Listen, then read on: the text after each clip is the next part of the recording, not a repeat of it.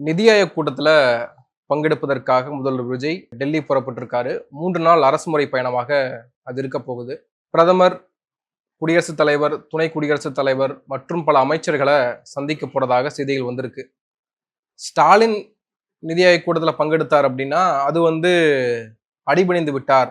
இல்ல வெள்ளை கொடி காட்டியிருக்காரு மோடிக்கு அப்படின்னு சொல்லுவாங்க. இப்ப இவர் பங்கெடுக்க போயிருக்காரு. எப்படி பார்க்கிறீங்க? அவங்க அரசியல் விமர்சனம் என்பது யாரா இருந்தாலும் வரும். ஏன்னா, பிரதமர் மோடி அவர்கள நம்ம என்ன சொல்றோம்?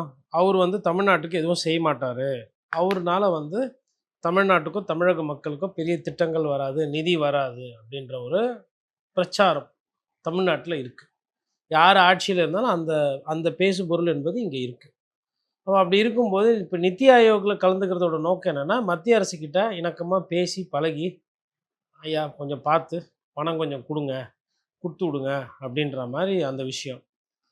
இதற்கு பார்த்தீங்கன்னா, ஒரு ஒரு செட்டிங் கரெக்ட்டா அமையுது. ஐயா செங்கோட்டையன் ஒரு 2 நாளைக்கு முன்னாடி என்ன சொல்றாரு? "நாங்க மத்திய அரசுகிட்ட பணம் கேட்டோம்.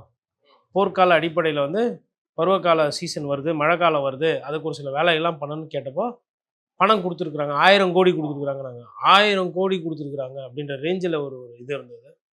உண்மையிலே சந்தோஷம் தான். 1000 கோடி குடுத்துருந்தாங்கன்னா சந்தோஷம். அமைச்சர் பொய் சொல்ல வேண்டிய அவசியம் இல்ல. அத எடுத்துக்கிறோம். ஸோ, அப்போ அவரு கேட்டே 1000 கோடி வருதுன்னா, அப்ப இப்ப முதலமைச்சரே போறாரு, நித்தி ஆயோக்கு. அதனால நல்லா நெறைய நெறைய பணம் வரும். நம்ம நல்லதே நெனைப்போம். நமக்கு வர வேண்டிய பணம் தான். முதல்வர் அவர்களுக்கு வாழ்த்துக்கள். போயி பிரதமர பாருங்க, ஜனாதிபதி பாருங்க, அமித்ஷா கொஞ்சம் கோவக்காரரு. பாப்பாரான்னு தெரியல. இருந்தாலும் அவரையும் பார்த்து கொஞ்சம் ஒரு சில விஷயம்லாம் பேசி, எல்லாம் சரி செஞ்சு, கொஞ்சம் தமிழ்நாட்டுக்கு கொஞ்சம் ஃபண்டெல்லாம் வந்ததுன்னா, நல்ல கரண்ட் கட்லாம் இருக்குது. நெறைய பிரச்சனைகள்லாம் இருக்குது. பணம் இல்ல, பற்றாக்குறை, 10,00,000 கடன் கோழி இருக்குன்றாரு. அவங்க நெறைய ஒரு வேளை எதுனா பார்த்து கீத்து எதுனா அனுப்பிச்சு விட்டாங்கன்னா, தமிழ்நாட்டு மக்களுக்கு, ஏழை பாழைகளுக்கு ஏதோ நல்லது நடக்கும்.